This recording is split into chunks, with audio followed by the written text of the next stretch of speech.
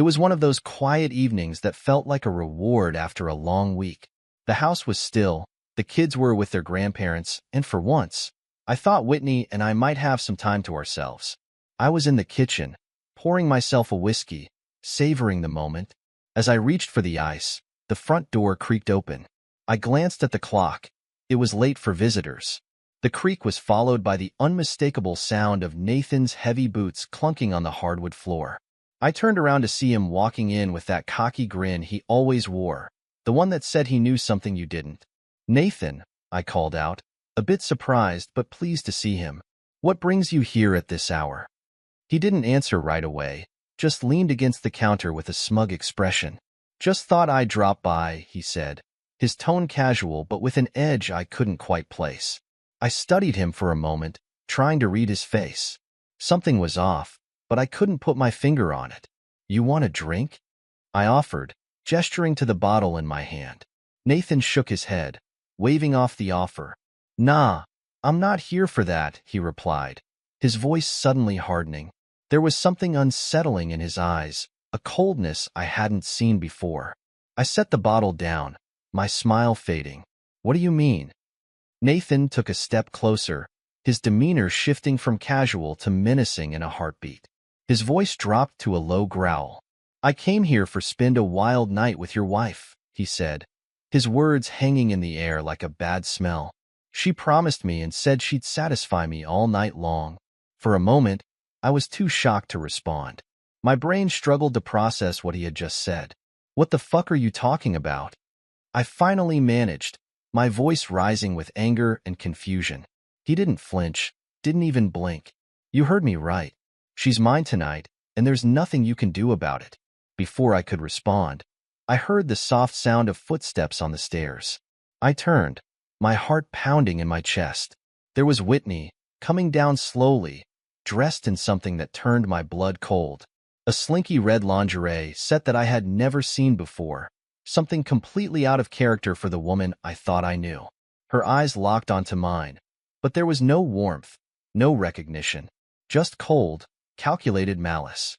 She stopped at the bottom of the stairs, crossing her arms over her chest. "He's right, you pathetic loser," she said, her voice dripping with venom. "Don't you dare interrupt us, or he'll break your jaw." I couldn't believe what I was hearing. This was the woman I had spent 15 years of my life with, the mother of my children. "Whitney, what the hell is going on?"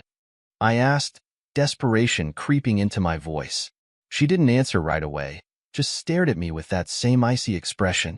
Then she reached behind her and pulled out a manila folder, tossing it at me.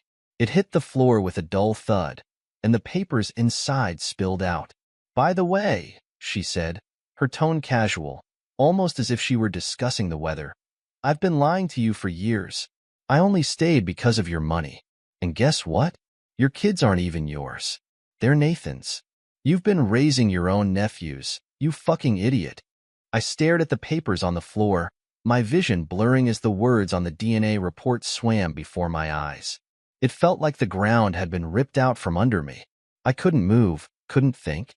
This had to be some kind of sick joke, a nightmare I would wake up from any second. Nathan chuckled, clearly enjoying my reaction. "Yeah, brother, you've been living a lie. And now it's time for you to face the truth." I looked up at Whitney, hoping, praying that this was some sort of twisted prank, that she would suddenly snap out of it and tell me it wasn't true. But there was no remorse in her eyes, no guilt, just satisfaction, like she had been waiting for this moment for a long time. "What's the matter? Can't handle the truth?" she taunted, stepping closer to Nathan, who wrapped an arm around her waist possessively. My mind was a whirlwind of emotions: shock, anger, betrayal, but above all, an overwhelming sense of loss. Everything I thought I knew, everything I had built, was crumbling before me. "How could you do this?" I whispered, my voice barely audible. "How could you both do this to me?" Whitney laughed, a harsh, cruel sound that cut through the air like a knife. "Because you're weak, simp," she spat. "You were never enough for me, for anyone. Nathan's the man you could never be. He's everything you're not: strong, decisive, a real man." Nathan smirked, leaning in to kiss her neck. "And now, We're taking everything. The house, the money, the kids. You're nothing, just a pathetic shell of a man who's been living a lie. I could feel the rage building inside me, a boiling, seething fury that threatened to consume me. But I was still frozen, paralyzed by the sheer weight of their betrayal. I wanted to scream, to lash out, but my body wouldn't obey. Whitney turned to Nathan, her hand on his chest, eyes full of disdain as she looked at me. "Let's go, babe. We've wasted enough time on him." Without another word, they turned and walked upstairs, heading towards the bedroom that had once been ours. I watched them go, my heart pounding in my chest, my mind screaming at me to do something, anything, but I couldn't move. I was rooted to the spot, drowning in a sea of emotions that threatened to pull me under. As the door to the bedroom clicked shut, I finally broke. I fell to my knees, staring at the papers scattered around me, the words paternity test and 99.9%, mocking me from the page. My life, my marriage, my children. It had all been a lie. It was the end of something, but what came next? And in that moment, something inside me snapped. I wanted to scream, to shout, to break something. Instead, I stumbled out of the house, my legs barely supporting me. The cool night air hit my face, but it did nothing to calm the storm inside. I walked to my car, each step heavy, my mind spinning with 1,000 thoughts, none of them making sense. Once inside the car, I gripped the steering wheel until my knuckles turned white. I needed to think, to clear my head, but all I could hear was their laughter. It echoed in my mind, mocking me, taunting me. The rage I had been trying to suppress boiled over. "They took everything," I muttered to myself, the words barely audible. The more I said it, the angrier I got. They had taken my love, my trust, my family. They had reduced me to nothing, a fool in his own home. And for what? I slammed my fist against the dashboard, the pain a brief distraction from the chaos in my head. But it wasn't enough.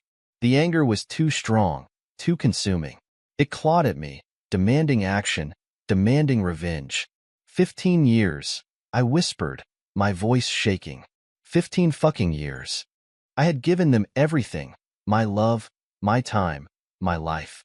And in return, they had betrayed me in the worst possible way. The realization hit me like a punch to the gut. Whitney's smile, her laughter, even the way she held our sons. It was all a lie, a carefully constructed facade that she had used to hide her betrayal. And Nathan, my own brother, the person I had trusted most in the world, had been in on it all along. My vision blurred as tears welled up, but I blinked them away. There was no time for tears. Tears were for the weak, and I couldn't afford to be weak now. Not when everything I had known was crumbling around me. I could see their faces in my mind, laughing at me, enjoying their sick little game. My grip tightened on the wheel as a plan began to take shape. It was reckless, dangerous, and completely irrational, but it was the only thing that made sense in that moment. I couldn't let them get away with this. "They think they've won," I said through gritted teeth. "They think they can just take everything from me and walk away." The thought of them together, in our bed, the bed where we had made love, where our sons had been conceived, it was too much. My hands shook with the intensity of my anger, but I didn't try to calm myself. I needed that anger. It was the only thing keeping me from falling apart.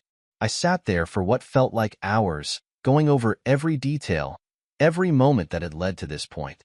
How could I have been so blind? How could I have missed the signs? But there was no time for self-pity. There was only one thing left to do.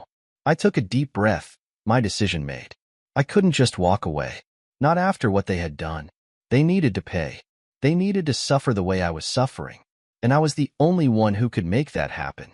I turned the key in the ignition, the engine roaring to life. The sound was jarring in the quiet night, but it steadied me, gave me focus.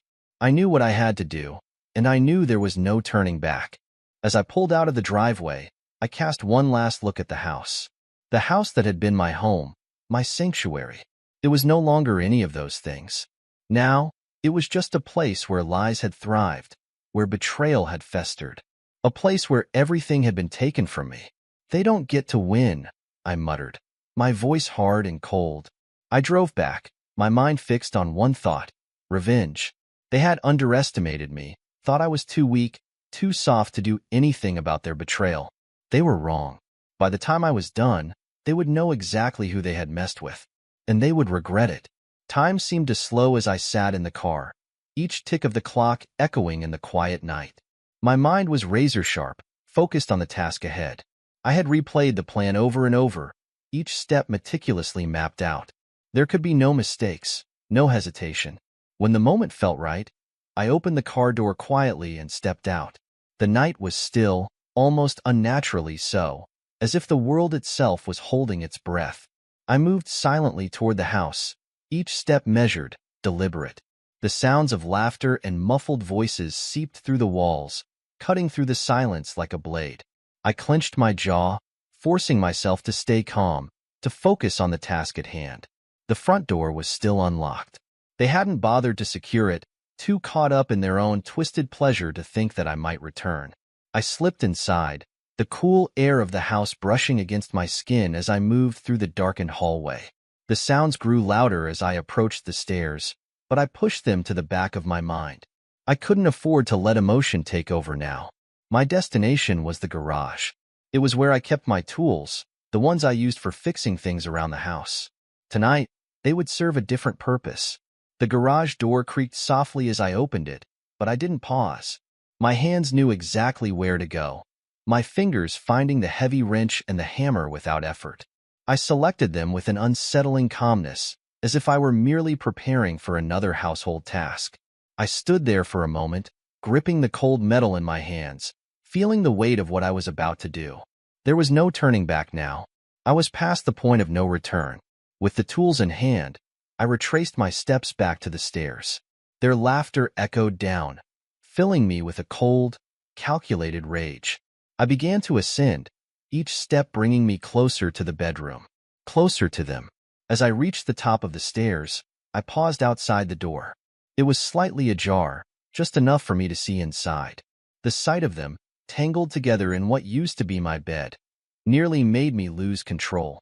But I held back, gripping the wrench so tightly that my knuckles turned white.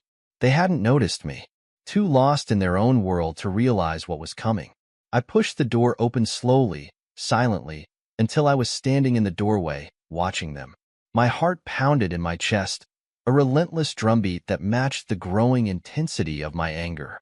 Nathan was the first to notice me. His eyes met mine, and for a brief moment, confusion flickered across his face.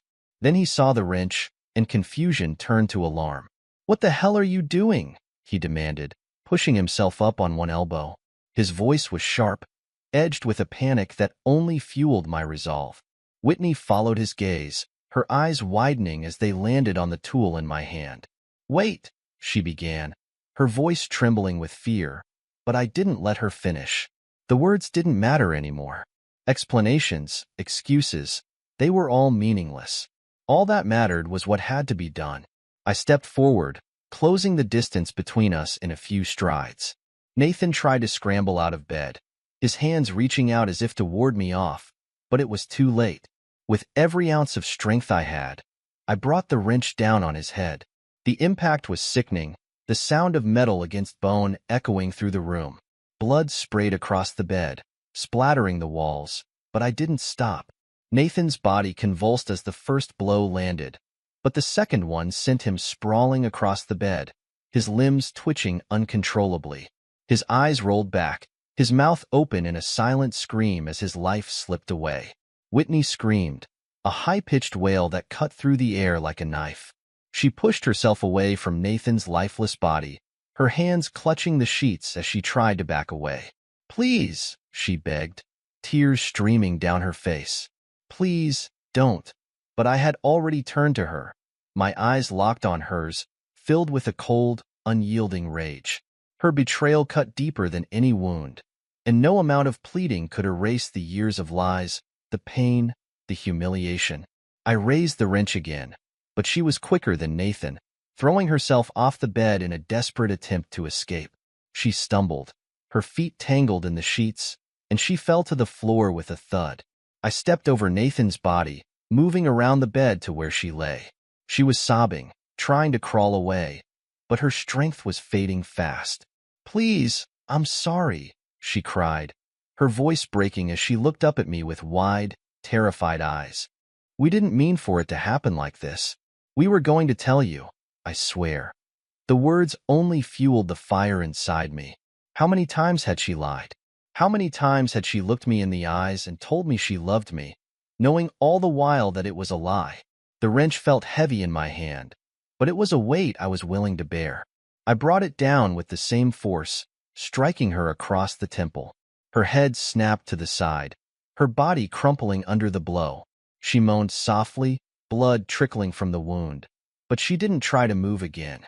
I stood over her in the middle of the room, my chest heaving, my hands shaking, and my clothes soaked in blood. The scene around me was unrecognizable. Furniture overturned, the walls splattered with crimson, and the bodies of the two people I had once trusted lying motionless on the bed. The pristine home I had worked so hard to build was now a crime scene, and I was the architect of its destruction. But in that moment, I felt nothing. No regret, no sorrow, just a cold, hard satisfaction. It was over. But as the adrenaline began to fade, the reality of what I had done started to creep in. The walls seemed to close in on me, the silence deafening. I knew I couldn't stay. The house, this town, the life I had known, they were all gone. The authorities would come, and there would be questions, investigations, trials. I couldn't afford to face any of that. My mind was already moving, calculating my next steps. I forced myself into action. I needed to clean up, to erase any trace of what had happened. I moved to the bathroom, stripping off my blood-stained clothes and tossing them into a trash bag. The cold water from the shower hit my skin, washing away the physical evidence of my crime, but the images of what I had done replayed in my mind with relentless clarity. I scrubbed until my skin was raw, but no amount of soap could cleanse the darkness that now tainted my soul. When I stepped out of the shower, I caught a glimpse of myself in the mirror. The man staring back at me was a stranger. Eyes hollow, face gaunt, expression unreadable. I had crossed a line, one I could never come back from. But I couldn't dwell on that now. There was too much at stake. I dried off quickly, pulling on a fresh set of clothes from the closet. I moved through the house with purpose, gathering essentials. A few changes of clothes, some cash, my passport. I packed light, knowing that I needed to leave quickly and travel without drawing attention. There was no time to second-guess, no time to falter. As I moved from room to room, I found myself standing in front of the boys' bedroom door. It was slightly ajar, just like it had been that morning when I had kissed them goodbye before they left for their grandparents' house. The innocence of their lives was starkly contrasted by the horror that had unfolded just down the hall. They were too young to understand any of this, too young to have their lives shattered by the sins of their parents. I wouldn't let this touch them. I wouldn't let them be dragged into the nightmare that had consumed my life. I grabbed their favorite toys, a stuffed bear for Ryan, a toy truck for Jake, and shoved them into the bag. It wasn't much, but it was all I could give them as a semblance of comfort in the chaos that was about to follow. My thoughts shifted to my parents' house. The boys would be asleep by now, unaware of the storm that was brewing. I had to get to them before anyone else did, before the police showed up at their door with questions they couldn't answer. I took one last look around the house. The place that had once been my sanctuary now felt like a tomb, cold and lifeless. I didn't bother locking the door behind me as I left. There was no point. The night air hit me as I stepped outside, crisp and cool against my skin. I walked to the car, my movements brisk, determined. As I slid into the driver's seat, I could feel the weight of the past few hours pressing down on me, but I pushed it aside. There was no time for reflection, no time for doubt. I had a mission now, and nothing would stop me from completing it. I started the engine and pulled out of the driveway, leaving behind the life I had known, the life that had been shattered by betrayal. The road ahead was dark, the headlights cutting through the night like a knife through flesh. I drove with a singular focus, my mind set on the one thing that mattered: my sons. The drive to my parents' house was a blur, a mix of adrenaline and dread surging through my veins. My mind was a whirl of chaotic thoughts, but one thing was clear. There was no going back. I had crossed a line, and all that mattered now was getting my sons to safety. The headlights cut through the darkness as I sped down the empty streets, the events of the night playing on a loop in my head. When I pulled up to my parents' house, the familiar sight brought a fleeting sense of calm. The house was quiet, the porch light casting a soft glow over the front yard. I parked the car and sat there for a moment, gripping the steering wheel as if it was the only thing tethering me to reality. My parents would be asleep, the boys nestled in their beds, oblivious to the storm that had erupted in their world. I got out of the car, each step toward the front door heavy with the weight of what I had to do. I knocked lightly, not wanting to startle them, but my mother opened the door almost immediately, her face etched with concern. "Michael, what are you doing here at this hour?" she asked, her voice a mix of surprise and worry. "Mom, I need to take the boys." "It's an emergency," I said, my voice steadier than I felt. Her eyes widened, and she reached out to touch my arm, her hand trembling slightly. "What's happened? Are you okay?" "There's no time to explain. Please, I just need to get them and go," I insisted, trying to keep the urgency from tipping over into panic. She looked at me, searching my face for answers, but she didn't push. Instead, she turned and called out to my father, who appeared a moment later, his expression mirroring hers. "Michael, what's going on?"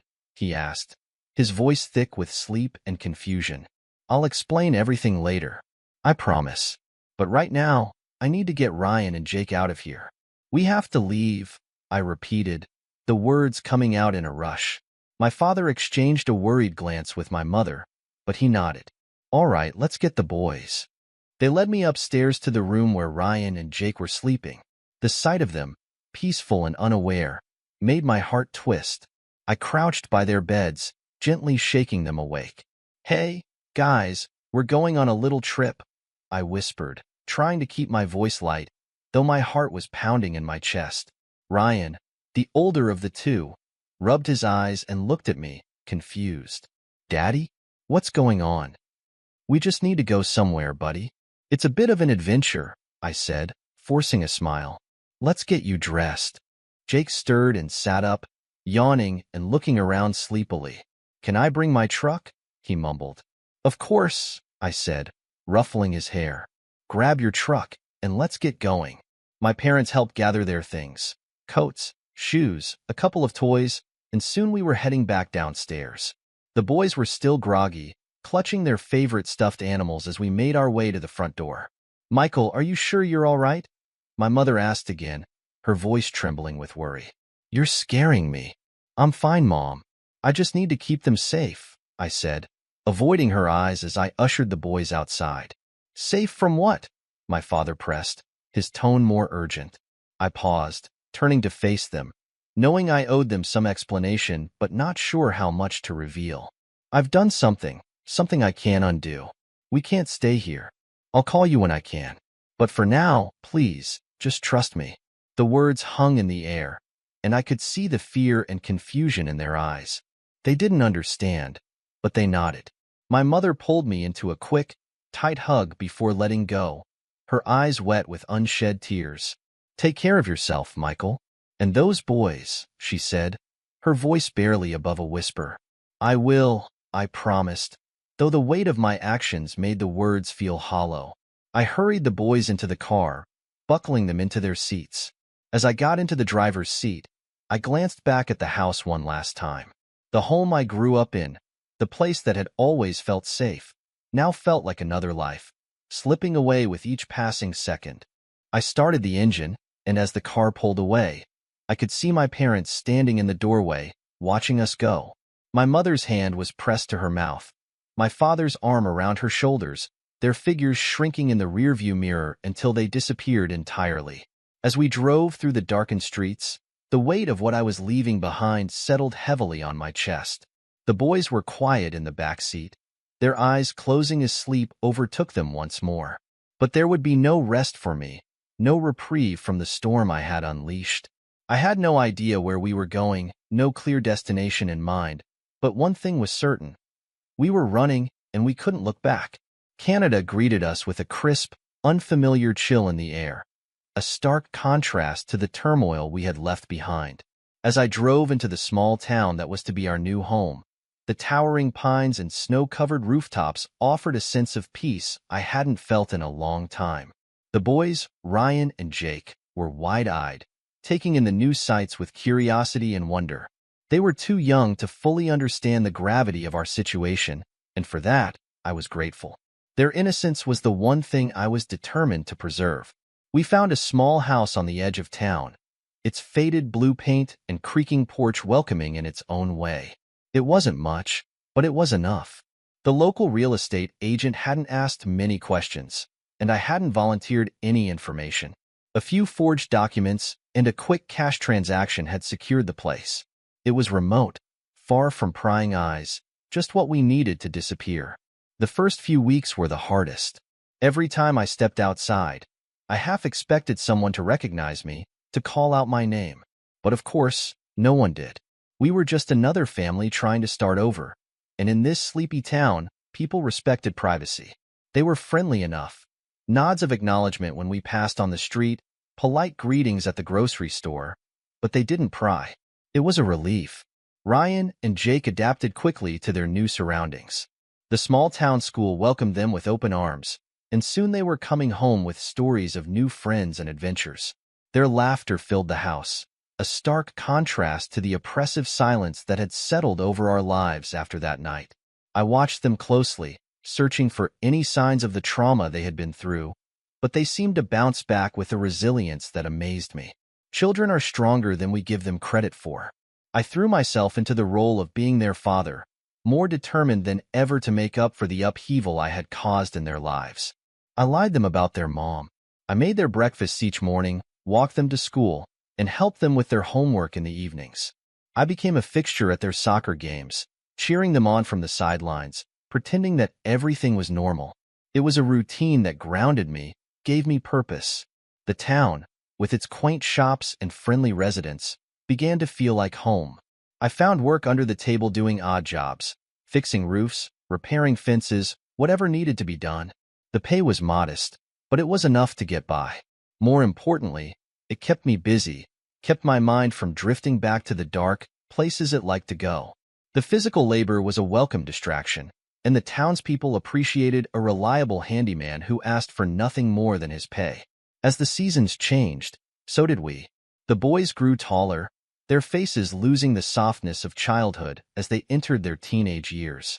With each passing year, the memories of that night in our old home faded, but they never disappeared entirely.